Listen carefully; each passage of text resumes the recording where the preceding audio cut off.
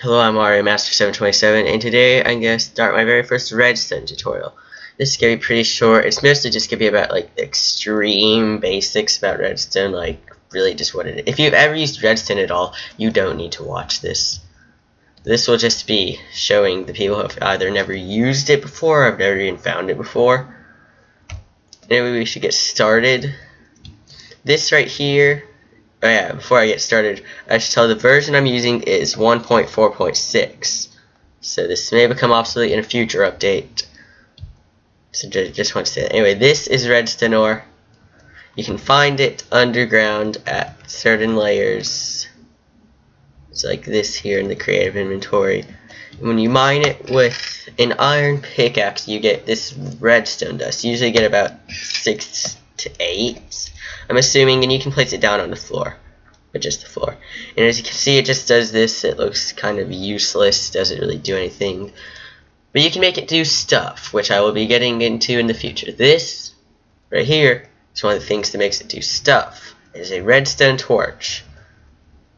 This redstone torch will connect it to, well, it won't connect it, it will power the redstone, which I'll be getting into what I can do in the next episode.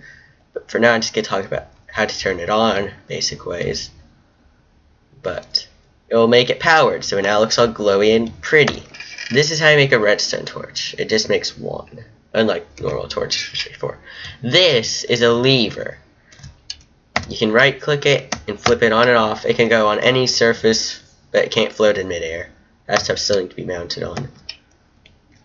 And you can craft it with a stick and a cobblestone. It makes a lever. At least I think that's what it is. Anyway, next is the button. We have two types of button here. Stone button and wood button. You can make the stone button with just a single stone, and the wood button with a single wooden plank. As you can see, it has to be mounted on a wall, but as you can see, it turns the redstone on behind it. Now there are differences between wooden and stone buttons. The stone button stays held for 1 second and can only be pressed by you. The wooden one stays held for 1.5 seconds. It can also be held with a bow. There, so you can see it turned on. Again, that's how you make it. Now next is pressure plates. Again, we have two types of pressure plates. This is the stone one, it's simply 2 stone. This is the wooden one, it's 2 wood. When a mob steps on them, it does this. Now the difference between stone and wood is that stone can only be activated by such as you, or a creeper, or a chicken, or maybe even a minecart. I haven't tried that yet. Well, you can't put a minecart on, maybe a boat.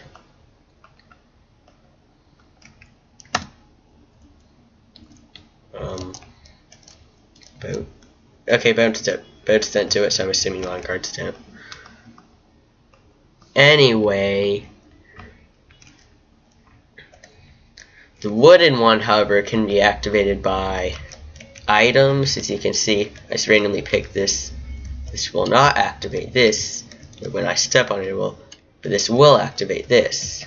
Falling sand will work on these. Arrows will work on these.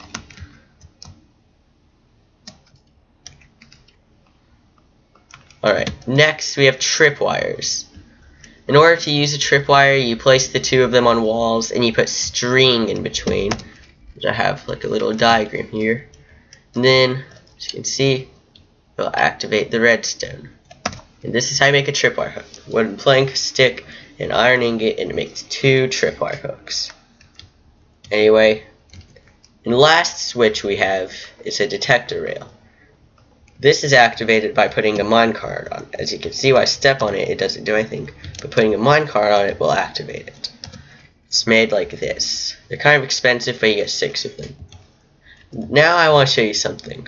As you can see, this redstone is going, and it's getting weaker. Then this after 15 blocks, you can see the 16th block here, it isn't turned on anymore. But when you have this device here, a repeater, you can see that it gets renewed.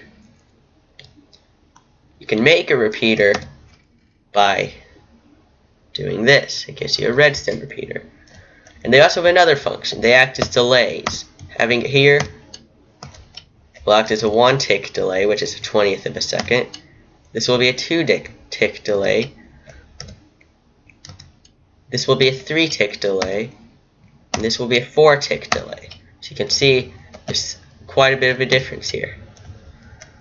Anyway, in the next episode of Redstone tutorials, I'm going to be getting into some of the things that this can power.